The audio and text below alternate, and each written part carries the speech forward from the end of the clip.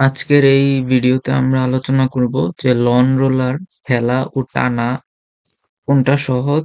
এরকম একটা common question তোমরা একাডেমিকে পড়ে থাকো, কিন্তু এটার যে ব্যাখ্যা আমরা দিয়ে থাকি বা যেটা শিখে থাকো তোমরা, ওইটা কতটুকু যুক্তিযুক্ত এবং লন রোলার এর গতির ক্ষেত্রে ঘর্ষণের আহ সংযুক্ত কতটুকু আছে, সম্পৃক্ততা কতটুকু আছে, ওইটা নিয়ে আমরা আজকে আলোচনা করব।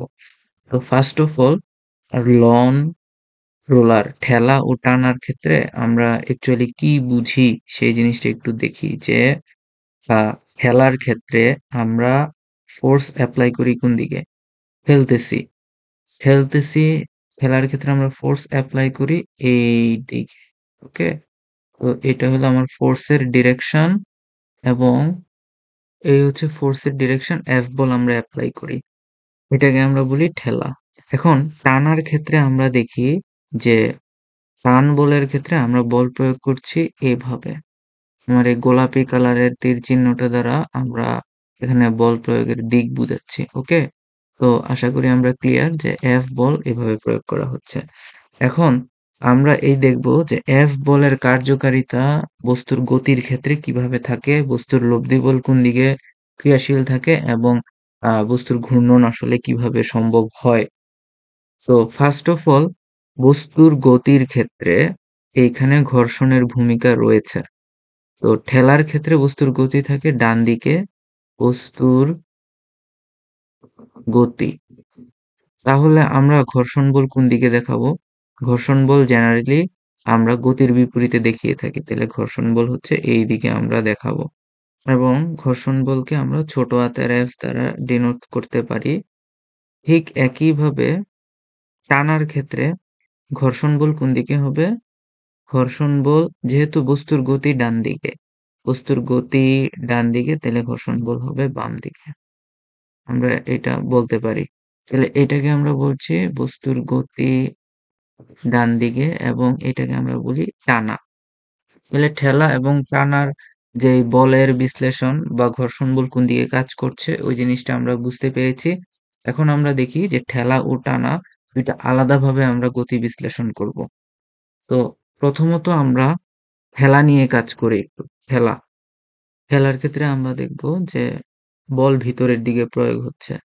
তো বল যে ভিতরের দিকে প্রয়োগ হচ্ছে, তাহলে বলের দুইটা উপাংশ থাকবে এবং দুই উপাংশ বরাবর আমরা এই বলটাকে বিশ্লেষণ করলাম। এটাকে যদি আমরা বর্ধিত করি, তাহলে আমার এই বাহ্যিক বলটা লন রোলারের উপর এইভাবে প্রয়োগ হচ্ছে। সো এটাকে আমরা বলবো এফ, বাহ্যিক বল এফ।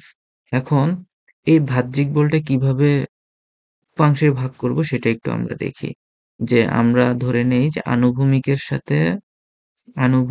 সাথে এক্স অক্ষ বরাবর আছে, আনুভূমিকের সাথে থিটা কোণে আছে, আনুভূমিকের সাথে থিটা কোণে আছে।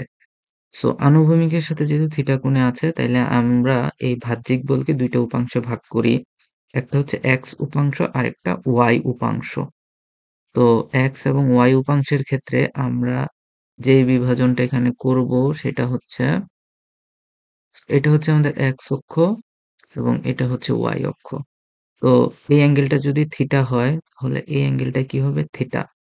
এখন এক্স অক্ষ বরাবর আমরা যে উপাংশ পাচ্ছি এফ কস থিটা, আর ওয়াই অক্ষ বরাবর পাচ্ছি এফ সাইন থিটা।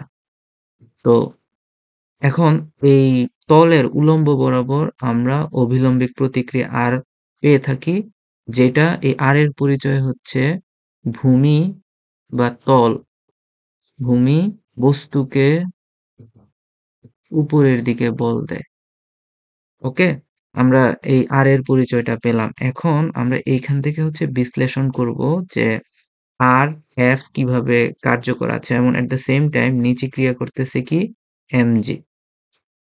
আমরা এখানে ফ্রি বডি ডায়াগ্রাম এঁকে যদি দেখি, আমাদের এই সিনারিওতে নিচে কাজ করছে এমজি, নিচের দিকে এফ সাইন থিটা, উপরের দিকে আর। তো আমার যেহেতু উপরের দিকে মানে ওয়াই অক্ষ বরাবর টোটাল বলের সমষ্টি শূন্য হবে, কেননা বস্তু ওয়াই অক্ষ বরাবর গতিশীল নয়। তো আমি লিখতে পারি এই সিনারিওতে summation of F of y is equal to 0, summation of F of y is equal to 0 হলে আমরা তখন এখানে বলবো যে R minus m g minus F sine theta equal to 0। তো R is equal to m g plus F sine theta. এই হচ্ছে আমার অভিলম্বিক প্রতিক্রিয়া আমরা পেয়ে গেলাম, বা ইংলিশে আমরা এটাকে বলি নর্মাল ফোর্স, এন দ্বারা প্রকাশ করা হয় জেনারেলি। আর এক্স অক্ষ বরাবর আমার যেই সামেশন, সেটা কি জিরো হয়? নো, সেটা জিরো হচ্ছে না। যেহেতু এই দিকে গতি আহ, উল্টো দিকে বা ঋণাত্মক দিকে আমরা বলতে পারি, তাহলে summation of F of x হবে কি এফ কস থিটা। ওকে, সো এফ কস থিটা এই বস্তুর গতির জন্য দায়ী। তাইলে এই সিনারিওতে ত্বরণ আসবে কত? এক্স অক্ষ বরাবর F cos theta over m. তাহলে এই ত্বরণে বস্তু এক্স অক্ষ বরাবর গতিশীল থাকবে। বস্তু বলতে লন রোলার বাম দিকে এক্স অক্ষ বরাবর গতিশীল থাকবে। ঠেলার ক্ষেত্রে আমরা এই জিনিসটা দেখব। এখন আমরা আসি যে আমরা এখানে ঘর্ষণ বলটা একটু ক্যালকুলেট করব। ঠেলার ক্ষেত্রে আমরা ঘর্ষণ বলটা বিবেচনা করব লন রোলারের। সো এই সিনারিওতে আমরা দেখব যে আমরা যদি লন রোলারকে ঠেলি, তাহলে বল কোন দিকে প্রয়োগ হবে? বাহ্যিক বল প্রয়োগ হবে এই বরাবর। এই বরাবর বাহ্যিক বল প্রয়োগ হচ্ছে। তো আমরা এই সিনারিওতে দেখব যে ঠেলার ক্ষেত্রে আমরা দেখতে চাচ্ছি যে ঘর্ষণ বল কোন দিকে কাজ করছে, এবং আহ, ঘর্ষণ বলটা কিভাবে, মানে ঘর্ষণ বলের পরিমাপটা নিয়ে আমরা মূলত এখানে আহ, বের করবো আর কি, ঘর্ষণ বল কতটুকু ঘর্ষণ বল কার্যকরী আছে। তো সেই হিসেব বিবেচনা করার ক্ষেত্রে লন রোলার আনুভূমিকের সাথে থিটা কোণে আছে, এবং এটা হচ্ছে আমাদের এফ এক্সটার্নাল। সেই এফ এক্সটার্নাল থিটা কোণে আছে আনুভূমিকের সাথে, তাহলে এই কোণটাও থিটা হবে। এবং এই ক্ষেত্রে হবে এফ কস থিটা, এবং উপরের দিকে হবে নাকি নিচের দিকে হবে? নিচের দিকে হবে এফ সাইন থিটা, তাই না? আমরা যেহেতু এখানে ঘর্ষণ বল বিবেচনা করছি, তাহলে ঘর্ষণ বলের ডিরেকশনটা হবে কোন দিকে? এই বরাবর। এই বরাবর হবে ঘর্ষণ বলের ডিরেকশন। আমি সেটা তীর চিহ্ন দিয়ে দেখাচ্ছি। এইটা হবে ঘর্ষণ বলের ডিরেকশন। ওকে, এখন এই সিনারিওতে ঘর্ষণ বল আমাদের কি হবে? ঘর্ষণ বলটা হবে স্থিতি ঘর্ষণ এর লিমিটিং ভ্যালু। ওকে, তার মানে এই ঘর্ষণটা হচ্ছে আমাদের স্থিতি ঘর্ষণের লিমিটিং ভ্যালু। ওকে, আর বস্তুর গতি কোন দিকে থাকবে? এই বরাবর হচ্ছে বস্তুর গতি। ঠিক আছে, এ ত্বরণে এই লন রোলারের অংশটা বাম দিকে গতিশীল থাকবে। তো আমরা জানি যে ফ্রিকশনের স্থিতি ঘর্ষণের যে ম্যাক্সিমাম ভ্যালু, সেই ম্যাক্সিমাম ভ্যালুটা কি আসবে? মিউ ইনটু আর। ওকে, তাহলে আমাদের তো এখন বল বিশ্লেষণ করতে হবে। তাহলে এই সিনারিওতে বল কোন দিকে আছে? বল কাজ করতেছে, আর কাজ করতেছে উপরের দিকে। আর হচ্ছে ভূমি থেকে উপরের দিকে লম্বভাবে আছে। ওকে, তাইলে আমরা বল বিশ্লেষণ করে এখান থেকে দেখব যে কিভাবে ফ্রিকশনটা আমরা বের করতে পারি। সো নিচে কাজ করছে mg, তো আমরা F summation of F of y is equal to 0 বিবেচনা করি, কেননা উপরের দিকে ওয়াই অক্ষ বরাবর কোনো গতি নেই লন রোলারের। তাহলে উপরে আর আছে, নিচে mg প্লাস মাইনাস হবে minus F sine theta is equal to 0। তাহলে R is equal to mg plus F sine theta. ঠিক আছে, সো আমরা জানি স্থিতি ঘর্ষণের ম্যাক্সিমাম ভ্যালু, স্থিতি ঘর্ষণের ম্যাক্সিমাম ভ্যালু হবে কি মিউ ইনটু আর। তো এই ক্ষেত্রে হবে mu into m g plus R sine theta.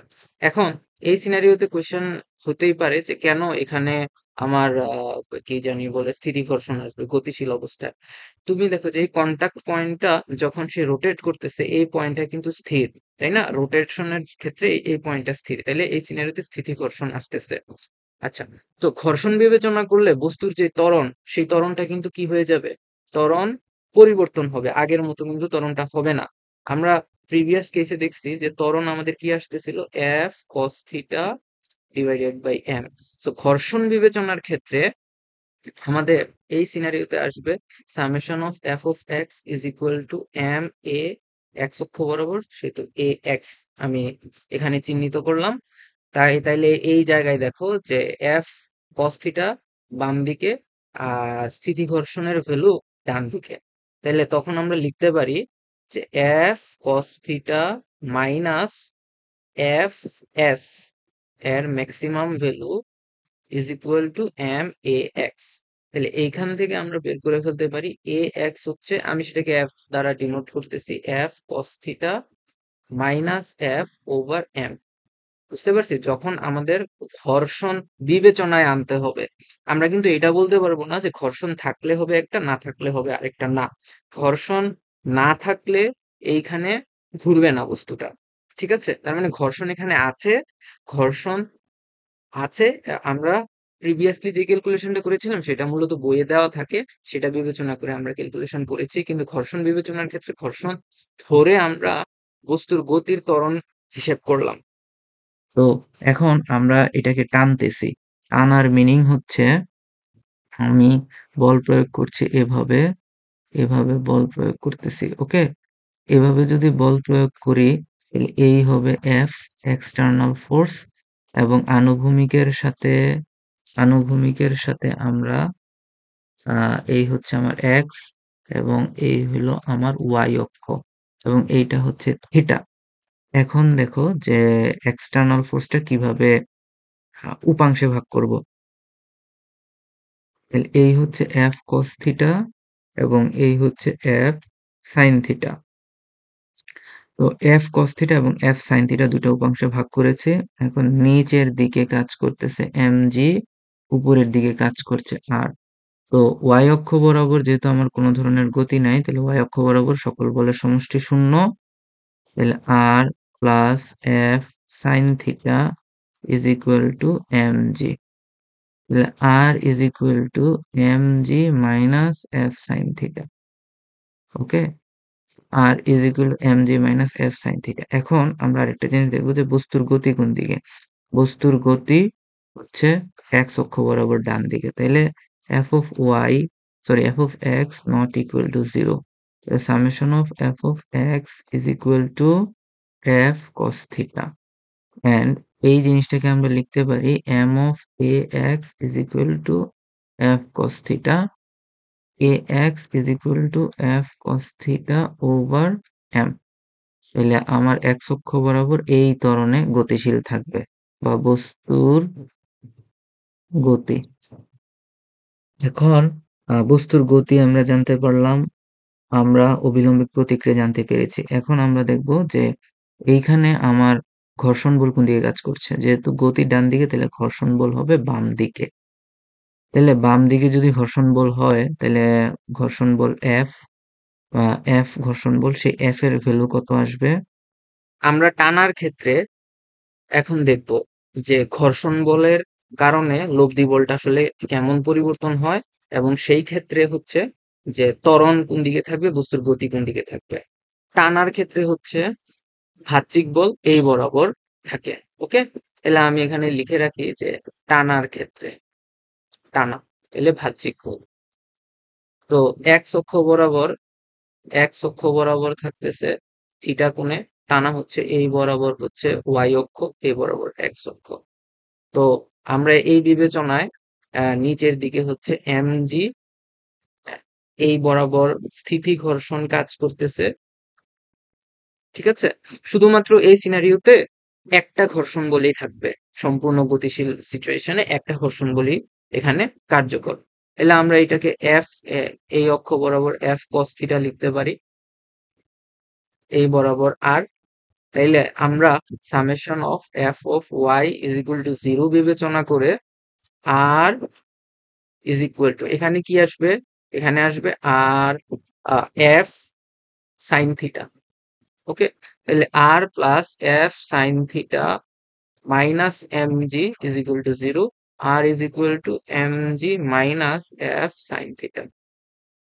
ঠিক আছে? আর তাইলে স্থিতি ঘর্ষণের যেই ম্যাক্সিমাম ভ্যালু আসবে মিউ ইন্টু আর। তাহলে মিউ ইনটু mg মাইনাস f sin থিটা এই সিনারিওতে আমরা পাচ্ছি। ওকে, তো আমাদের যেহেতু এই সম্পূর্ণ টপিকের মধ্যে ঘর্ষণ বল বলতে স্থিতিঘর্ষণ থাকতেছে, সেই ক্ষেত্রে আমরা এফ এস কে এই স্মল এফ দ্বারাই ডিনোট করব। ঠিক আছে, তাইলে এই এফ আমার কিসের জন্য? টানার জন্য প্রযোজ্য। এখন দেখো বস্তুটা কোন দিকে গতিশীল? বস্তুটা মূলত গতিশীল হচ্ছে ডান দিকে। ওকে, ডান দিকে এই ত্বরণে গতিশীল। তাইলে summation of F of x is equal to m a x আমরা পাবো, রাইট? তাহলে এই হিসাবটা আমরা ত্বরণের হিসাবটা পরবর্তী পেজে করছি। Summation of F of x is equal to m a x. তো আমাদের এই সিনারিওতে ঘর্ষণ বল বিপরীত দিকে, মানে গতির বিপরীত দিকে আছে, আর ডান দিকে আছে এফ কস থিটা। সো আমরা আবার একইভাবে লিখতে পারি f cos theta minus f is equal to m a x. তাইলে এফ আমাদের, আমরা তো জানি এটা স্থিতি ঘর্ষণ বল। So m a x f cos theta minus f. তাহলে এ এক্স হচ্ছে f cos theta minus F over m. Okay, তো এই সিনারিওতে দেখো, এই যদি হয় আমাদের লন রোলার, এই বরাবর কি হচ্ছে? টানা হচ্ছে এই বরাবর ত্বরণ। ওকে, ত্বরণের, আমরা ত্বরণের ডিরেকশন জাস্ট বলতেছি আর কি। ঠিক আছে, আর ঘর্ষণ কোন দিকে কাজ করবে? ঘর্ষণ কাজ করবে এই স্থিতি ঘর্ষণ। ঠিক আছে, তাহলে এটা হচ্ছে আমাদের লব্ধি ত্বরণ। বস্তু যখন ঘর্ষণ বিবেচনা, আমরা ঘর্ষণের হিসেবটা করতেছি। ওকে, সো ঘর্ষণ ছাড়া এখানে এই ঘূর্ণনটাও আসলে সম্ভব না, সেটা আমরা পরবর্তীতে আলোচনা করব। F is equal to mu R. তো এই জায়গায় মিউ আর হচ্ছে m g minus F sine theta, right? এটাই তো আমরা দেখছি। Yes, f sine theta. তো এবার দেখো এটা কি টানার ক্ষেত্রে, এবং ঠেলার ক্ষেত্রে আমরা কি দেখি? ঠেলার ক্ষেত্রে আমাদের ছিল যে এফ ঠেলা ইজ ইকুয়াল টু ফ্রিকশন আর কি, যে m g plus F sine theta. So এই সিনারিও, এই দুইটা সিনারিও থেকে আমরা দেখতে পারতেছি, এই দুইটা সিনারিও থেকে দেখতে পারতেছি এফ ফ্রিকশন টানা থেকে ফ্রিকশন ঠেলায় বেশি পরিমাণ লাগছে। যেহেতু ফ্রিকশন বেশি লাগতেছে, তাইলে আমার অ্যাপ্লাইড ফোর্স বা এক্সটার্নাল ফোর্স বেশি দিতে হচ্ছে, বা এক্সটার্নাল ফোর্স আমি সেম দিচ্ছি। তার মানে সেম পরিমাণ অ্যাপ্লাইড ফোর্স বা সেম পরিমাণ এক্সটার্নাল ফোর্সের কারণে আমার এক ক্ষেত্রে টানার ক্ষেত্রে ঘর্ষণ কম লাগছে, কিন্তু ঠেলার ক্ষেত্রে ঘর্ষণ বেশি লাগতেছে। তাহলে ঘর্ষণ বেশি হলে তাহলে এটা কষ্টকর হবে। তাহলে আমরা বলতে পারি যে টানা সহজ কিন্তু ঠেলা কষ্টকর। এই জিনিসটা আমরা তুলনা করতে পারি ফ্রিকশন ফোর্সের মাধ্যমে। এখন আমরা জেনারেলি আর এর মাধ্যমে এই তুলনাটা করে থাকি আর কি। এখন বস্তু যদি উপরে নিচে ওয়াই অক্ষ বরাবর যদি বস্তুর গতি না থাকে বা গতিশীল না থাকে, তাহলে আর দ্বারা আমরা এই জিনিসটা ব্যাখ্যা করতে পারি না। কেননা আর বস্তুর এক্স অক্ষ বরাবর গতির সাথে সম্পৃক্ত না, ডিরেক্টলি সম্পৃক্ত না। ওকে, কেননা বস্তুর গতি এক্স অক্ষ বরাবর, যা লব্ধি বলের সাথে সম্পর্কিত। তাহলে উভয় ক্ষেত্রে লব্ধি বল এফ কস থিটা যদি আনুভূমিকের সাথে অ্যাঙ্গেল থিটা উৎপন্ন হয়। ওকে, তো এইখানে আমরা কিন্তু এই এফ লব্ধি বলের জন্যই, এই লব্ধি বলটার জন্যই একবার ফ্রিকশন কম একবার বেশি হচ্ছে। সো যেই সিনারিওতে ফ্রিকশন কম, তাইলে সেই সিনারিওতে আমার বস্তু বা লন রোলারটা ইজিলি চলতে পারবে। সেজন্য আমাদের এই ক্ষেত্রে টানা সহজ, ঠেলা কষ্টকর। এখন আমরা বুঝবো যে বস্তুর এই গতির ক্ষেত্রে লন রোলারের ভূমিকাটা কি, বা আহ, এখন আমরা বুঝবো যে লন রোলারের গতির ক্ষেত্রে ফ্রিকশনের ভূমিকাটা কি। আমরা আবার একটু লন রোলারটা এঁকে এর গতি বিশ্লেষণ করি। সো জেনারেলি আমরা প্রথমে চিন্তা করব যে এই লন রোলারের বল প্রয়োগ করার কারণে, বাহ্যিক বল প্রয়োগ করার কারণে ধরে নেই যে প্রথমে ফ্রিকশন নেই। তো এখন without friction, without friction actually কি হয়? Without friction, so without friction actually আমি যদি বল প্রয়োগ করি, বস্তুর গতি যদি এই দিকে থাকে, ধরে নিচ্ছি যে নেট ফোর্স এদিকেই, এটাই হচ্ছে আমার নেট ফোর্স। তাহলে বস্তু কি, যেহেতু স্মুথ সারফেস, কোনো ধরনের ফ্রিকশন নেই, তাহলে আমার কি হবে? বস্তু জাস্ট চলতে থাকবে, তার কোনো ধরনের ঘূর্ণন গতি থাকবে না, তাহলে ওমেগা জিরো। সো আদৌ কি এই ধরনের গতি সম্ভব? আমরা কি কোনো বস্তুকে যদি, একটা ফুটবলকে যদি কিক করি, তাহলে সে কি না ঘুরে গতিশীল থাকে? উত্তর হচ্ছে না, সে ঘুরতেছে, নিজ অক্ষের চারপাশে বা সেন্টারের রেসপেক্টে সে ঘুরতেছে। তাহলে এই যে ঘুরতেছে, এটা ঘুরার রিজনটা কি, বা এইখানে ঘুরার জন্য দায়ী কে? ঠিক তেমনি লন রোলারের ক্ষেত্রেও আমরা একই জিনিস দেখি, যে আমরা যখনই বল প্রয়োগ করি সেটা হচ্ছে ঘুরতেছে। যেহেতু বল এখানে প্রয়োগ করা হচ্ছে, তাইলে আমরা বলবো যে ঘুরতেছে এই দিকে। ওকে, এখন এই ঘোরার জন্য যেসব রাশি বা প্রপার্টি দরকার, ওইগুলা কিভাবে এই গতির ক্ষেত্রে আগত হচ্ছে বা আমরা দেখতে পারতেছি। এখন এই যে বস্তুর সেন্টার বরাবর এফ দেয়া হইছে, সো সেন্টার বরাবর যদি আমি বল প্রয়োগ করি, তাহলে বস্তুর গতি হওয়ার কথা সরল রৈখিক, কিন্তু এইখানে গতি হচ্ছে কি? ঘূর্ণন। সো এটা কিভাবে পসিবল? এই জিনিসটাই মূলত আমরা এখানে বুঝার ট্রাই করতেছি, যে সেন্টার অফ মাস বরাবর যদি আমরা কোনো অবজেক্টকে বল প্রয়োগ করি বা টানা হয় এখানে, তাইলে তার কোনো ধরনের টর্ক তৈরি হবে না সেন্টার অফ মাস বরাবর। তাহলে সেন্টার অফ মাস বরাবর টর্ক শূন্য কোনো বলের জন্য। ওকে, এখন আমাদের এইখানে অ্যাকচুয়ালি ঘর্ষণ ছাড়া সে ঘুরবে না। কেন? এই ঘর্ষণের কারণে, মানে এই যে ঘর্ষণের কারণে আমি যদি এখানে দেখাই যে এই বরাবর ঘর্ষণ কাজ করছে, তাহলে ঘর্ষণের জন্য এক এক ধরনের টর্ক তৈরি হবে। যেই টর্কটা, এই হচ্ছে ঘর্ষণ। এই ঘর্ষণের জন্য টর্ক তৈরি হবে। তাহলে টর্কটা তাকে কোন দিকে ঘুরাবে? এই টর্কটা তাকে ক্লকওয়াইজ ঘুরাবে। সো এই ঘূর্ণনটা কিন্তু ক্লকওয়াইজ ঘূর্ণন। তার ফলেই কিন্তু সে ডান দিকে যাচ্ছে। এখন দেখো এখানে, যে এই ঘর্ষণটা তাকে ঘুরানোর জন্য সহায়তা করতেছে। সো তাইলে টর্ক কি হচ্ছে? টর্ক, ঘর্ষণের জন্য টর্ক আর ভেক্টর ক্রস এফ, এবং এইখানে আমরা দেখতেছি দিস ইজ আর। তাহলে এই আর এবং এফ, এখানে ফ্রিকশন আসতেছে, তাইলে আর ইন্টু এফ সাইন, দেখো তো 90 ডিগ্রি তাদের মধ্যে, সো আমি বলতে পারি আর এফ ফ্রিকশন। এই যে ফ্রিকশনের জন্য এখানে টর্ক তৈরি হচ্ছে, তাহলে আমরা এই টর্কের ভ্যালু কত বের করতে পারি? টর্কের ভ্যালু এই সিনারিওতে আসতেছে আর, তারপরে এফ এখানে হয়ে যাবে mu into R. So mu R, mu small r আর ক্যাপিটাল আর হয়ে যাচ্ছে m g minus F sine theta. তো এই সিনারিওতে আমরা দেখতেছি যে টানার ক্ষেত্রে আমার এই ধরনের টর্ক তৈরি হচ্ছে এই পরিমাণ, কিন্তু ঠেলার ক্ষেত্রে আমরা দেখব, ঠেলার ক্ষেত্রে আমাদের যে টর্ক তৈরি হচ্ছে, ঠেলার ক্ষেত্রে ধরে নিলাম, ঠেলার ক্ষেত্রে আমার এফ নেট এখানে কাজ করছে।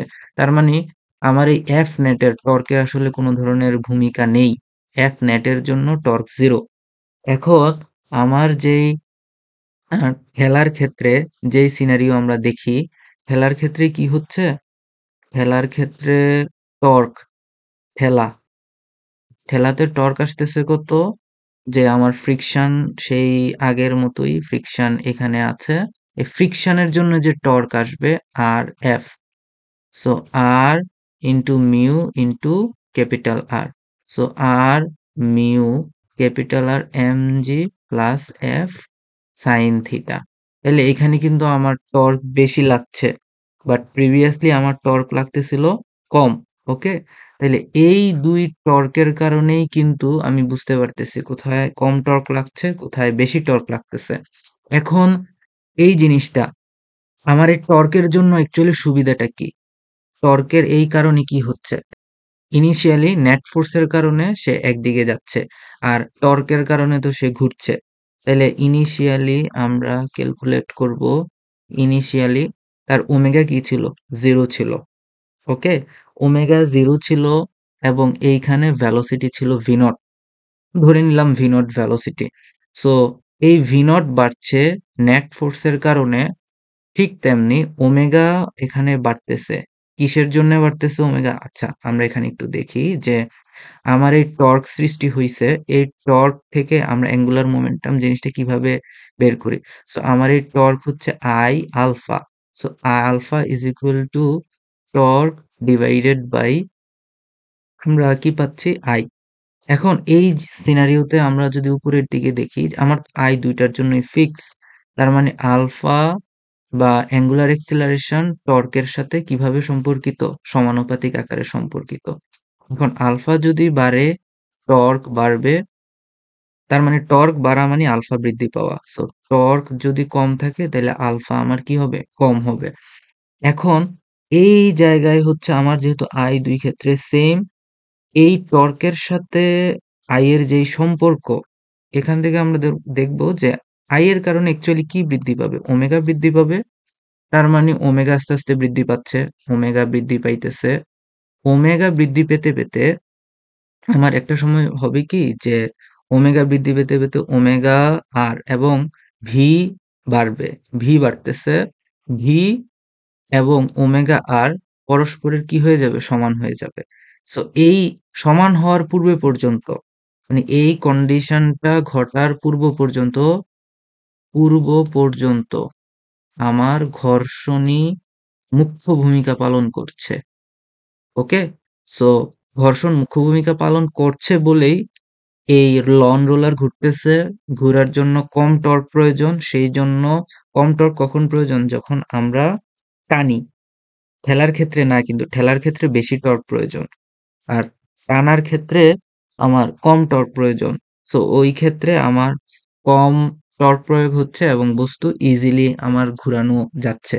সো সেম পরিমাণ ফোর্স দিয়ে আমরা এখানে একটু অ্যানালাইসিসটা লিখি যে সেম এফ, সেম দিচ্ছি উভয় সিনারিওতে। ঠেলা এবং টানার ক্ষেত্রে আমরা একটা কম্পারিজন এখানে দেখাবো।